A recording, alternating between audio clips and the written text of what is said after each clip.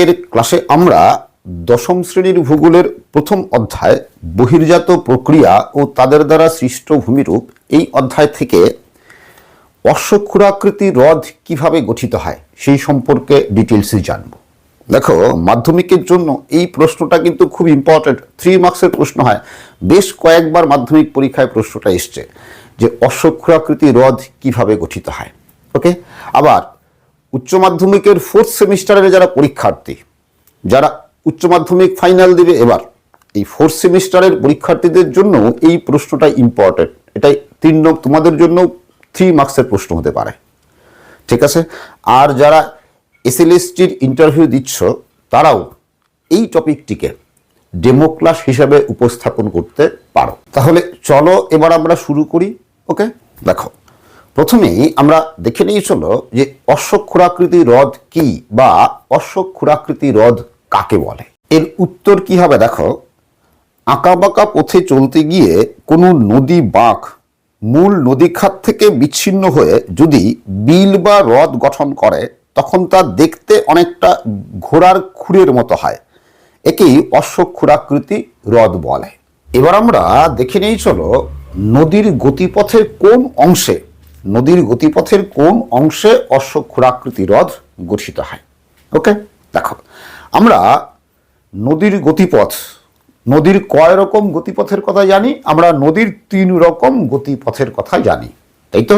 কি এই তোমরা ছবিতে লক্ষ্য করো, এই নদীর উৎস থেকে পর্বতের পাদদেশ পর্যন্ত এইটুকু নদীর কি উচ্চগতি বা পার্বত্য প্রবাহ। সমভূমির উপর দিয়ে প্রবাহিত অংশ নদীর কি মধ্যগতি বা সমভূমি প্রবাহ। আবার মোহনার কাছাকাছি এই বদ্বীপের উপর দিয়ে প্রবাহিত নদীর প্রবাহটা কি, গতিপথটা কি নিম্নগতি বা বদ্বীপ প্রবাহ, তাই তো?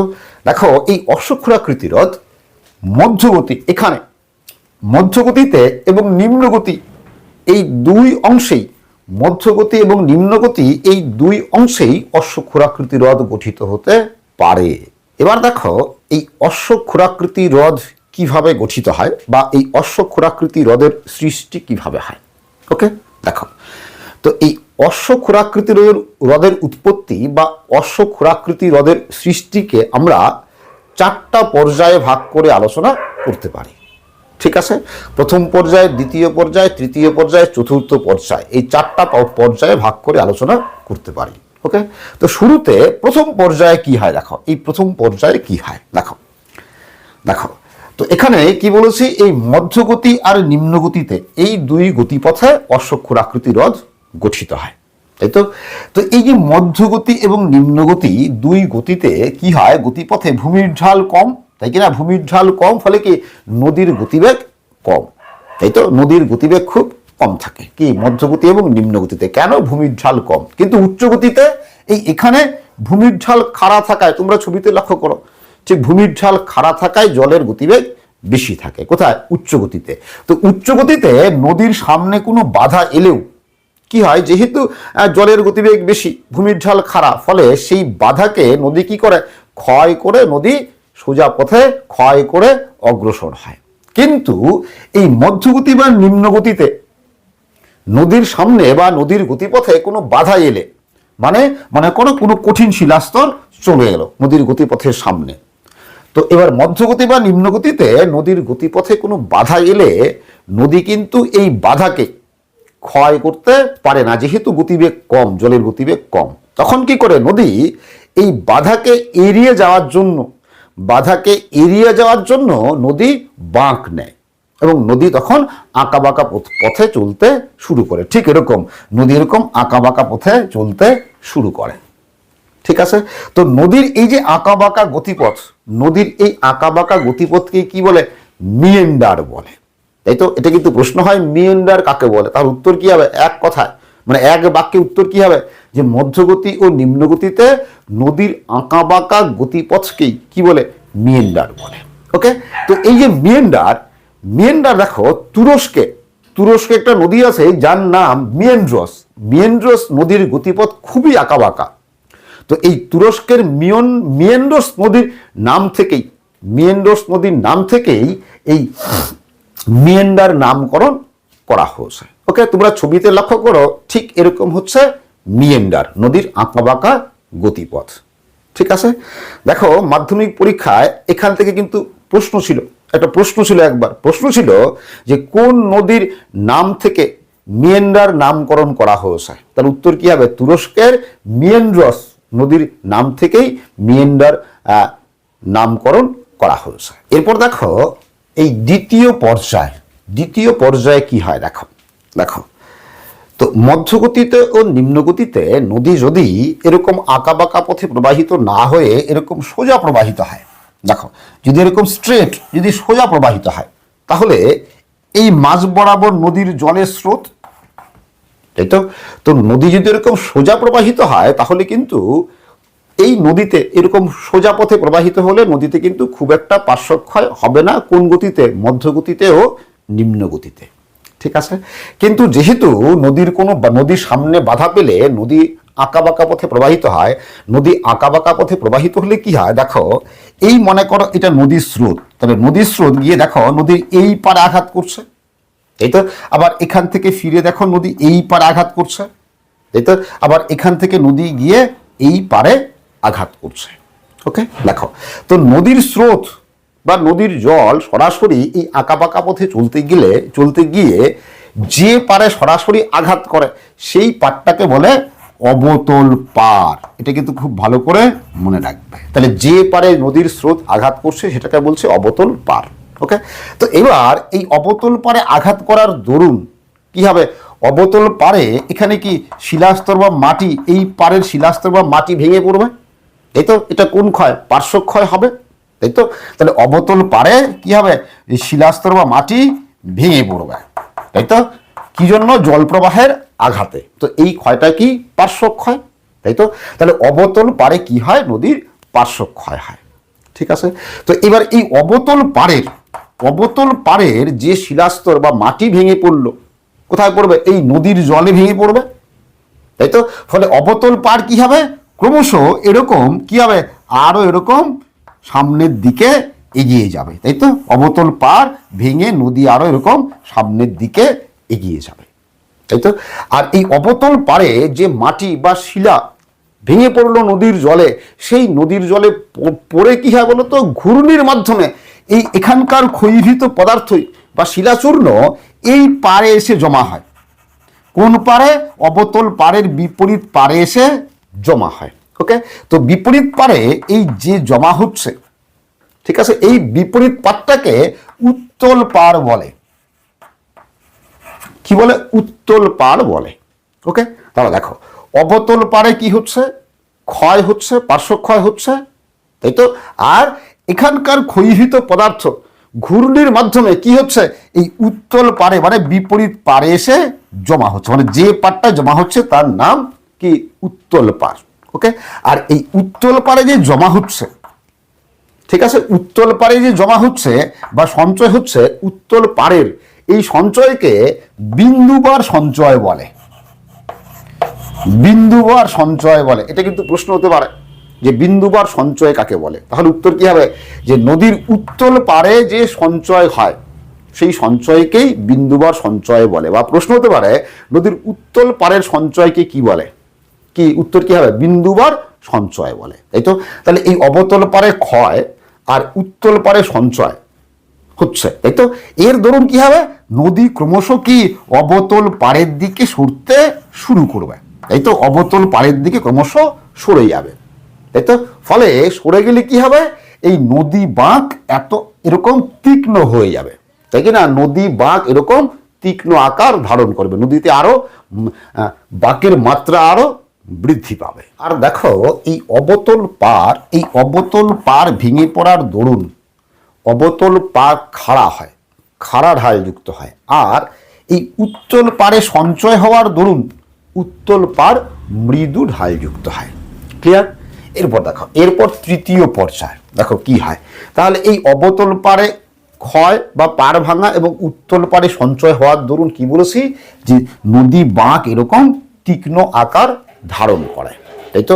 এবার নদীর বাঁক যখন এরকম তীক্ষ্ণ আকার ধারণ করে তখন দেখা যায় নদীর দুটা বাঁকের মাঝখানে, মানে এই একটা নদী বাঁক, এই একটা নদী বাঁক, এর মাঝখানে এই যে এইটুকু অংশ, সংকীর্ণ অংশ সরু ফালির মতো অবস্থান করে, এখানেও তাই সরু ফালির মতো অবস্থান করছে, এখানেও তাই কি সরু ফালির মতো অবস্থান করছে। তো এই যে দুটা বাঁকের এই যে মাঝের অংশ সংকীর্ণ সরু ফালির মতো অবস্থান করছে, ঠিক আছে। দেখো এটা কিরকম, অনেকটা যদি বলে এটা দেখতে একটা কিরকম কলসের মতো মনে হচ্ছে না, তাই তো। তো কলসের যদি বলি এটা কি, কলসের কি গলা, তাই তো। তো ঠিক এই জন্যই দেখো এই যে দুটা বাঁকের এই মাঝের এই অংশ সংকীর্ণ সরু ফালির মতো অংশ, এটাকে বাঁক গ্রীবা বলে, বাঁক গ্রীবা বলে, ঠিক আছে। এই গ্রীবা মানে কি গলা, তাই তো। তাহলে এই অংশটা কি বাঁক গ্রীবা। তোমরা এই ছবিতে লক্ষ্য করো, দেখো যে এই অংশটা হচ্ছে বাঁক গ্রীবা। এরপর দেখো এই চতুর্থ পর্যায়, ঠিক আছে, এরপরে কি হয় দেখো। তাহলে নদী এই তীক্ষ্ণ বাঁকের মধ্য দিয়ে নদীর জল প্রবাহিত হচ্ছে, তাই তো। এবার তীক্ষ্ণ বাঁকের মধ্য দিয়ে নদীর জল প্রবাহিত হয়, দেখো এই মনে করো এই জলের স্রোত এখানে এসে আঘাত করছে, তাহলে এটা কোন পার, অবতল পার, তাই তো। আবার এই ঘুরছে, এই আঘাত করতে করতে যাচ্ছে, তাহলে গিয়ে দেখো এখান থেকে ফিরে গিয়ে আবার এখানে আঘাত করছে, তাহলে এটা কোন পার, অবতল পার, তাই তো। তাহলে আমরা কি জানি, এই অবতল পারে কি হয়, নদী পার ভাঙে বা ক্ষয় করে, তাই তো। দেখো এবার এই ক্ষয়ের মাত্রা কখন বেশি হয় বলো তো নদীতে, কখন, বর্ষাকালে যখন জল প্রবাহের পরিমাণ বেড়ে যায়, নদীতে যখন জল প্রবাহের পরিমাণ বেড়ে যায় তখন এই ক্ষয়ের মাত্রাও বেড়ে যায়। ওকে, তো এভাবে চলতে চলতে দেখো, তার মানে এখানে অবতল পার, এখানে কি পার ভাঙবে, এটা অবতল পার, এখানেও পার ভাঙবে, তাই তো। পার ভাঙতে ভাঙতে এইটা এদিকে অগ্রসর হয়, এটা এদিকে অগ্রসর হয়, তাই তো। অগ্রসর হতে হতে একসময় কি হয়, এই যে মাঝখানের বাঁক গ্রীবা ছিল বা বাঁক গ্রীবা আছে, এই বাঁক গ্রীবা কি হয়, বিলুপ্ত হয়ে যায়। এটা হয় কিন্তু, ঘটনাটা ঘটে কিন্তু বর্ষাকালে, ঠিক আছে, বর্ষাকালে, কারণ নদীতে জলের পরিমাণ বেশি থাকে, ক্ষয়ের পরিমাণ বেশি হয়। ওকে, তো এই যে বাঁক গ্রীবা বিলুপ্ত হয়ে গেলে তাহলে কি হবে, নদী এবার কি হবে, নদী এবার সোজা পথে চলতে শুরু করবে, তাই তো। নদী সোজা পথে চলতে শুরু করবে, তার মানে নদীর এই যে বাঁকটা ছিল, নদীর জল আর এই বাঁক এরকম বক্রাকার পথে আর নদীর জল প্রবাহিত হবে না, তাই তো, প্রবাহিত হচ্ছে না। আর কি আমরা জানি, নদী সবচেয়ে বেশি সঞ্চয় করে কোথায়, নদীর দুই তীরে। তাহলে দেখো নদীর জল যখন এরকম সোজা পথে প্রবাহিত হচ্ছে, তার মানে এটা হয়ে গেল নদীর তীর, তখন কি হয়, এখানে এই নদী খাতের মধ্যেই, মানে আগেকার নদী খাতের মধ্যেই পলি বালি জমে, কি বলতো, পলি বালি জমে এই পুরনো যে খাতটা আছে, পুরনো যে নদী খাতটা আছে, মূল নদী খাত থেকে এই পুরানো নদী খাতটা বিচ্ছিন্ন হয়ে যায়, ঠিক আছে, বিচ্ছিন্ন হয়ে কি আবদ্ধ হয়ে যায়, এরকম বিচ্ছিন্ন হয়ে আবদ্ধ হয়ে যায়। ওকে, তো আবদ্ধ হয়ে দেখো এটা বা হ্রদ বা কি, হ্রদ বা জলাশয়ে পরিণত হয়। আর এর আকৃতি দেখতে কেমন, এর আকৃতি দেখতে অনেকটা কেমন, কি ঘোড়ার খুরের মতো, তাই তো, ঠিক এরকম হয়ে যায়, ঘোড়ার খুরের মতো। এই জন্য এই হ্রদটাই হচ্ছে কি অশ্বক্ষুরাকৃতি হ্রদ। তোমরা এই ছবিতে লক্ষ্য করো, আঁকা বাঁকা পথে চলতে চলতে নদী দুটি বাঁকের মাঝের অংশকে ক্ষয় করে সোজা পথে প্রবাহিত হচ্ছে, আর আগের বাঁকা পথটি অশ্বক্ষুরাকৃতি হ্রদে পরিণত হচ্ছে। আর এই ছবিতে দেখো ছোট কোনো নদীর অশ্বক্ষুরাকৃতি হ্রদ ঠিক এরকম হয়। এবার দেখো যদি উদাহরণ বলি তাহলে বলতে হয়, দেখো যে বিহারে বুড়িগণ্ডক নদী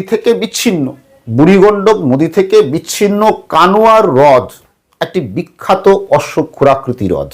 এই কানোয়া হ্রদটি ভারত তথা এশিয়ার বৃহত্তম অশ্বক্ষুরাকৃতি হ্রদ। এই কানোয়া হ্রদটিকে 2020 সালে রামসার সাইট হিসাবে ঘোষণা করা হয়েছে। আবার দেখো মুর্শিদাবাদের যে মতিঝিল যে জলাশয়টি বা হ্রদটি আছে, মুর্শিদাবাদের এই মতিঝিল জলাশয়টিও কিন্তু অশ্বক্ষুরাকৃতি হ্রদ, ঠিক আছে।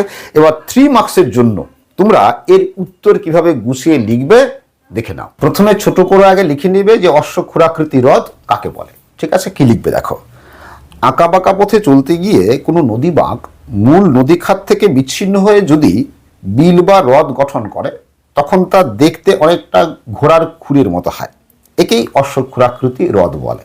এবার মাঝখানে হেডিং করবে অশ্বক্ষুরাকৃতি হ্রদের সৃষ্টি। কি লিখবে দেখো, অশ্বক্ষুরাকৃতি হ্রদের উৎপত্তিকে 4টি পর্যায়ে ভাগ করে আলোচনা করা যায়। এগুলি হলো, এটুকু লিখে এবার বাঁ দিকে হেডিং করবে প্রথম পর্যায়ে। মধ্যগতি ও নিম্নগতিতে ভূমির ঢাল খুব কম থাকায় নদীর গতিবেগ খুব কম থাকে। তখন নদী কোনো বাধা পেলে তা এড়িয়ে যাওয়ার জন্য এঁকে বেঁকে প্রবাহিত হয়। নদীর এই আঁকাবাঁকা গতিপথকে মিয়েন্ডার বলে। তুরস্কের মিয়েন্ড্রস নদীর গতিপথ খুবই আঁকাবাঁকা। এই মিয়েন্ড্রস নদীর নাম থেকেই আঁকাবাঁকা নদীপথকে মিয়েন্ডার নামকরণ করা হয়েছে। এরপর হেডিং করবে দ্বিতীয় পর্যায়। কি লিখবে দেখো, আঁকাবাঁকা পথে চলতে গিয়ে নদী অবতল পাড়ে আঘাত করে, ফলে অবতল পাড়ে পার্শ্বক্ষয় হয়ে পাড় খাড়া হয়, আর অবতল পাড়ের ভাঙা মাটি শিলাচূর্ণ ঘূর্ণির মাধ্যমে বিপরীত পাড়ে বা উত্তল পাড়ে সঞ্চিত হয়, ফলে উত্তল পাড় মৃদু ঢালযুক্ত হয়। উত্তল পাড়ের এই সঞ্চয়কে বিন্দুবার সঞ্চয় বলে। এরপর পয়েন্ট করবে তৃতীয় পর্যায়। অবতল পাড়ে ক্রমশ ক্ষয় এবং উত্তল পাড়ে সঞ্চয় হতে থাকলে বাঁক ক্রমশ বাড়তে থাকে এবং দুটি বাঁকের মাঝে এক ফালি সরু স্থান অবস্থান করে, যাকে বাঁক গ্রীবা বলে। এবার হেডিং করবে চতুর্থ পর্যায়। বর্ষাকালে নদীতে জলের পরিমাণ বৃদ্ধি পেলে অবতল পাড়ে পার্শ্বক্ষয় বেড়ে যায় এবং একসময় নদী বাঁকগ্রীবাকে সম্পূর্ণ ক্ষয় করে সোজা পথে প্রবাহিত হয়। ফলে নদীর ওই বাঁকটি মূল নদী থেকে বিচ্ছিন্ন এবং অবরুদ্ধ হয়ে যে বিল বা হ্রদ গঠন করে তা দেখতে অনেকটা ঘোড়ার খুরের মতো হয়, আর এভাবেই অশ্বক্ষুরাকৃতি হ্রদ গঠিত হয়। এইটুকু লেখার পর তোমরা এই যে প্রথম পর্যায়, দ্বিতীয় পর্যায়, তৃতীয় পর্যায়, চতুর্থ পর্যায়, 4টা পর্যায়ের ছবি আঁকবে। তোমরা যে কোনো বইতেই এই ছবিগুলো পেয়ে যাবে। আমি যে বোর্ড এঁকেছি সেই ছবিগুলোই কিন্তু যে কোনো বইতে ছবিগুলো পেয়ে যাবে। তো ছবি সহ যদি লেখো তাহলে 3 মার্কসের মধ্যে 3 মার্কস পাবেই পাবে। ওকে, তো আশা করি তোমরা বুঝতে পেরেছো। আজকের ক্লাস আমি এখানেই শেষ করছি। তোমরা সবাই ভালো থাকবে, সুস্থ থাকবে। আবার দেখা হবে পরের ক্লাসে।